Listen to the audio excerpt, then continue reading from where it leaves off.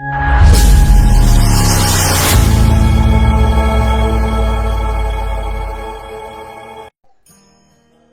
की खोज तथा राम जटायु संवाद की कहानी। सीता हरण के पश्चात जब राम और लक्ष्मण अपनी कुटिया में लौटते हैं तो सीता माता उनको नहीं मिलती।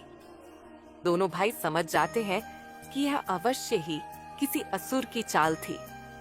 दोनों भाई सीता को ढूंढते हुए दर दर भटकने लगते हैं।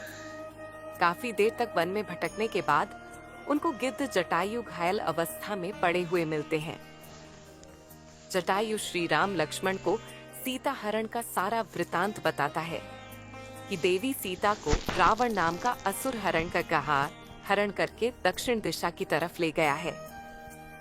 जटायु कहता है कि हे राम, तुम्हारे पिता दशरथ मेरे मित्र थे, इसलिए तुम्हारी पत्नी सीता मेरी पुत्र वधू के समान थी, जिसकी रक्षा के लिए मैंने अपने जी जान से रावण से युद्ध किया।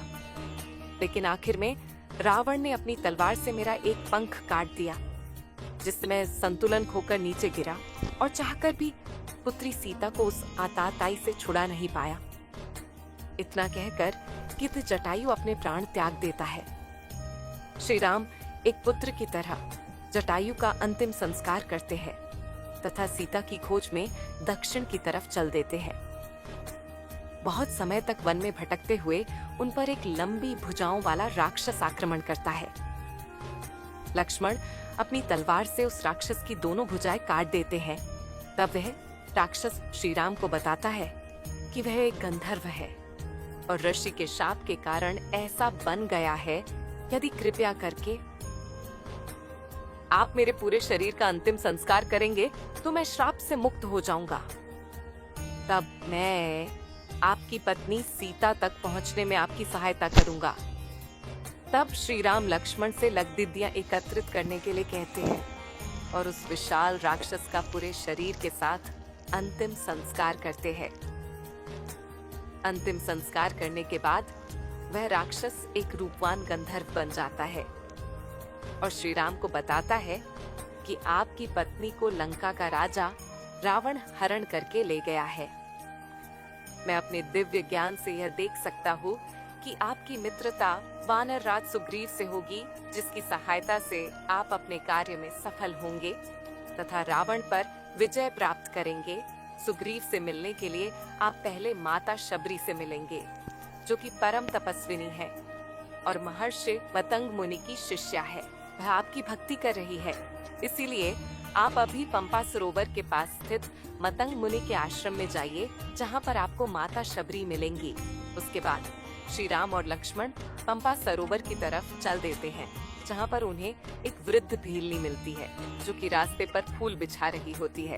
वह वृद्ध भीलनी परम तपस्विनी माता शबरी थी, जो कि अपने भगवान श्री राम के आने के लिए कुटिया के रास्ते पर हर दिन फूल बिछाती थी, ताकि जब श्री राम आए तो उनके पैर में कोई कांटा ना लगे।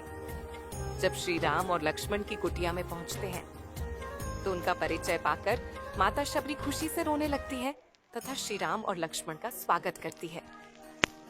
वह उन्हें बताती है कि उनके गुरु श्री मतंग मुनि जी अब नहीं रहे, लेकिन उन्होंने ही मुझे बताया था कि भविष्य में श्री राम अपनी पत्नी सीता को खोजते हुए हमारे आश्रम में आएंगे और तुम उन्हें सुग्रीव तक जाने का मार्ग बता देना, जिनकी सहायता से वह रावण पर विजय प्राप्त करके अपनी पत्नी सीता को पा सकेंगे।